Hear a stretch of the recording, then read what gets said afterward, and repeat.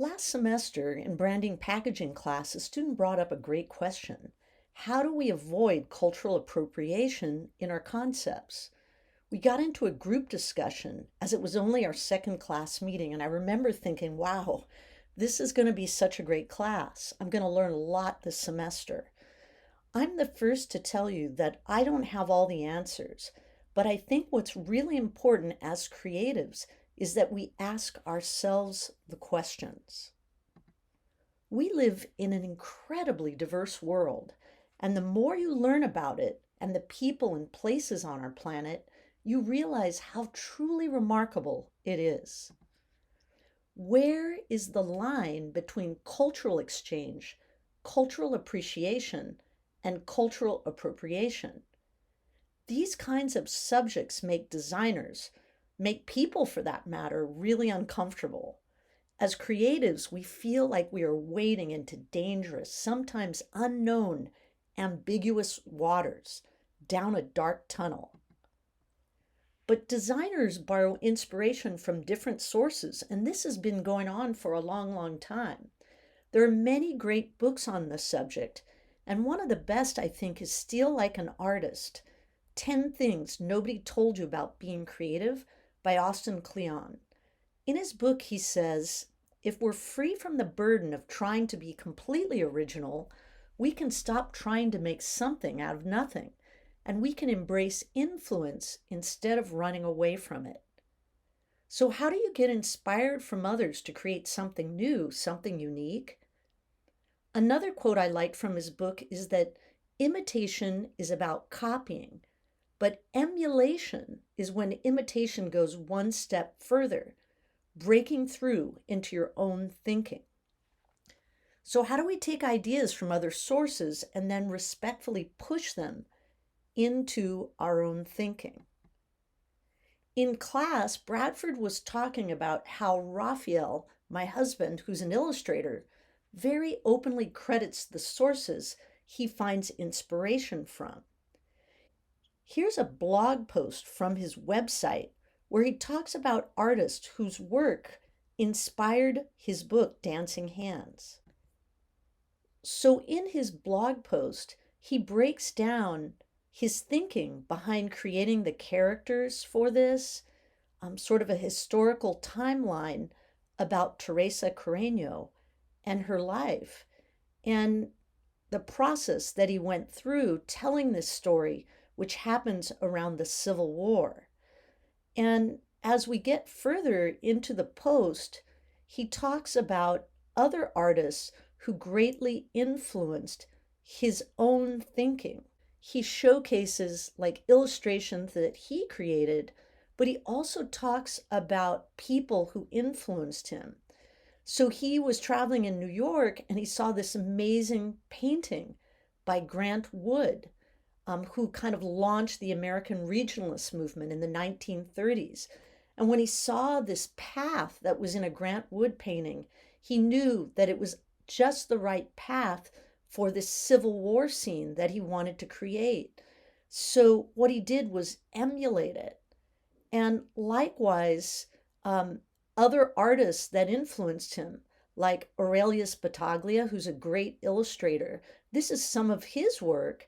And then Raphael shows his own illustrations and how he was very influenced by the horses and the look of the characters of an illustrator who worked back in the 1950s. Plagiarism is discussed often in the field of graphic design, and at City, that discussion begins really early. Now, it's very common for beginners to make mistakes. I mean, think about learning how to drive a car. It's understandable to not fully understand the rules of the road when you're learning, like you can't go right on red in California. In the same way, it kind of takes time to learn the rules of the design road. Still, it's important to know how to protect yourself and protect others, as well as protect your client or the public at large. Here's a piece that was done in 2018, a poster for Star Wars that was clearly taken from this album cover, The Legacy of Funk, in 2015, and it got called out. A related subject to this that we don't dig into half as much or at all is what The Politics of Design, a really great book I recommend, calls cultural thievery. It's a book by Ruben Pater, who's a Dutch designer and researcher. And The Politics of Design, a not so global manual for visual communication, is a really fascinating, essential book. And I hope you check it out. We have it in our library. So there's that copyright part of the puzzle, imitation versus emulation. But what is cultural appropriation? Cultural equity embodies the values, policies, and practices that ensure that all people, including but not limited to those who have been historically underrepresented based on their race, ethnicity, age, disability, sexual orientation, gender identity, socioeconomic status, geography, citizenship, status, or religion, are represented in the development of arts policy. This is a really good summary from Americans for the Arts. Cultural appropriation is the unacknowledged or inappropriate adoption of the customs, practices, ideas of one people or society by someone who is a member of another. And typically, that's a more dominant people in society. One example that Pater shows in his book is this branding that we see from Urban Outfitters. Here they're marketing their Navajo collection. In 2009, they took patterns from Navajo textiles. They never consulted with the Navajo people or asked for any kind of permission or agreed to share any of the profits at all. This is not student work. They are making money off these products.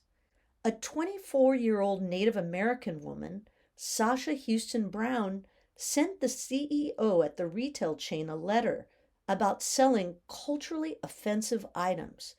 She was deeply offended by plastic dream catchers that were wrapped in pleather and hung next to an indistinguishable mass of artificial feather jewelry and hypersexualized clothing that had an abundance of suede fringe and inauthentic tribal patterns. Now, first, Urban Outfitters insisted that they were without blame and they would continue the product with the Navajo name. But after a week and a little bit of pressure, they backed down and removed the name Navajo from their products, substituting on their products the word Indian. Another example that I wanted to share with you, Tamoko are Maori designs or patterns that are tattooed onto the face, and they're an integral part of the history and culture of the Maori peoples. Now here we see fashion designer Jean-Paul Gaultier using them to sell clothing and sunglasses. Do you think these images could be perceived as culturally offensive? Note the pose of the female model with a moko. Fashion blogs then played off the cannibal theme, and one said, "We sometimes regret that we live in a global environment where not just the liver but the soul is consumed as well." Designers like this prey upon the art forms and heritage of my people and tell us to be flattered by this, noticing our aesthetic genius. Get a sense of what moko, the patterns on my face, really mean. And this was sent by an anonymous person to the site. And lastly, I want to show this packaging for a British brewery that was called out by a Hindu statesman for its beer package that he called highly insensitive. Zed, who is the president of the Universal Society of Hinduism, said Vita packaging was guilty of trivializing the immensely revered body of sacred and serious knowledge. Now, in Hindu traditions, Vedas are large bodies of text that are direct from the divine transmissions. This brewery used both the Veda name and Hindu iconography that had a sacred nature. So if you are a designer, what is your inspiration? And what do you think about appropriation?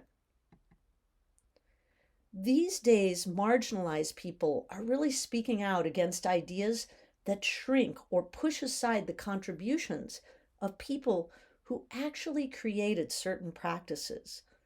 Narratives, after all, stories have a lot of power to them. We've been talking about storytelling and branding.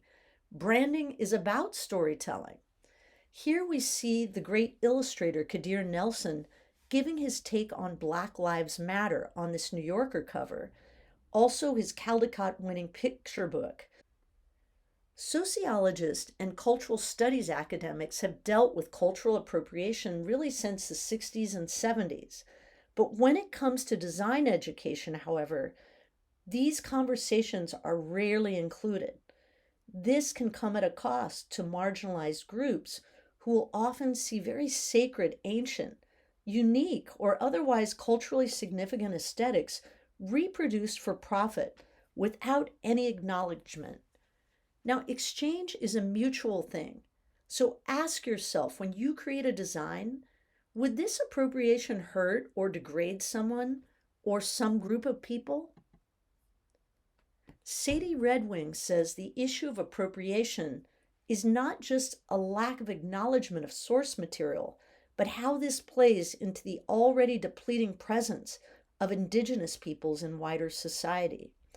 When designers use Native American aesthetics in their designed artifacts without providing reference or research, the history of the Native American demographic is not being documented, she says, and many Native American tribes are needing historical documentation to remain existent on this earth. To really improve and change, I think design companies need to train, hire, and retain BIPOC designers. Design educators and industry has a responsibility to cultivate new talent and create diverse communities of contributors to give everyone an equal chance to make it. As designers, we need to be mindful to not place stereotypes on other cultures.